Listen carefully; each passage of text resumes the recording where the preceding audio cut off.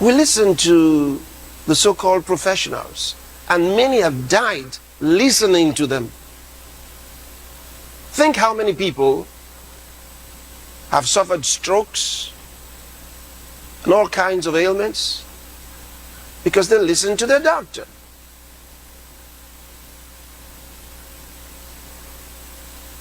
Think how many people have been afraid of salt. They say, oh, in fact, they've eliminated salt from their food. They don't want this because so much salt. Well, I thought so myself. I thought so too.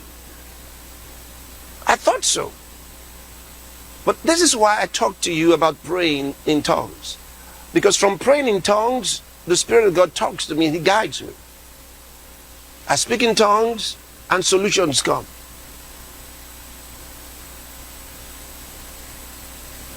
So if you will pray in tongues, you'll be amazed what knowledge will be brought to you. The Bible tells us when we speak in tongues, we're speaking mysteries. Mysteries. And so when I speak in tongues, and then I interpret the mysteries to my understanding. Because in tongues, you don't know what you said. But with the gift of interpretation of tongues, you bring whatever information is given to you in the Spirit into the natural realm so you can understand it. All right. So this is really remarkable. Really remarkable. And you have to let others know. You have to let others know. You need salt. More salt than less salt. And you just heard, they've actually been giving all the sick people that they're treating in the hospitals, they're giving them salt. But they don't know. They repackage it and sell it to you in different forms.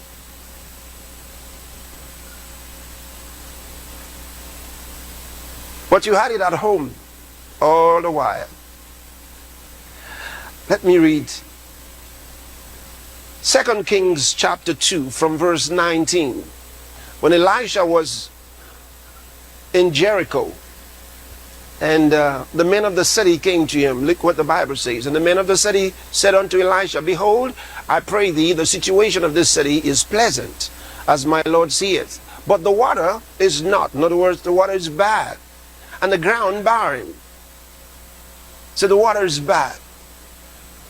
And he said, Elisha said, bring me a new cruse and put salt therein. And they brought it to him. And he went forth unto the spring of the waters and cast the salt in there and said, thus saith the Lord, I have healed these waters, and there shall not be from thence any more death or barren land. He used salt to heal the water. That's what God told him. He says it's salt they need. Go put salt in the water. And he went and put salt and prophesied no more deaths.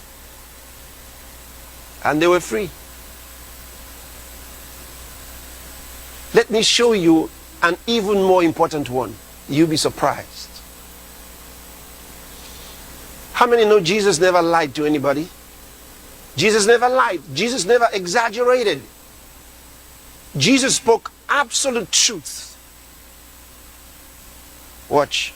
St. Mark's Gospel, chapter 9 and verse number 50.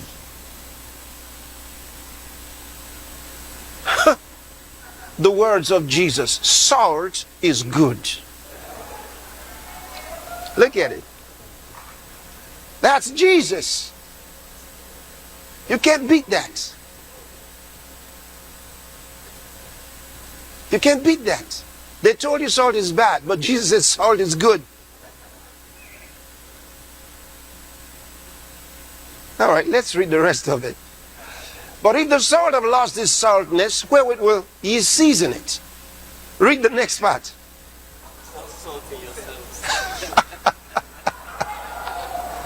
Have salt in yourselves, and have peace one with another. Tell me.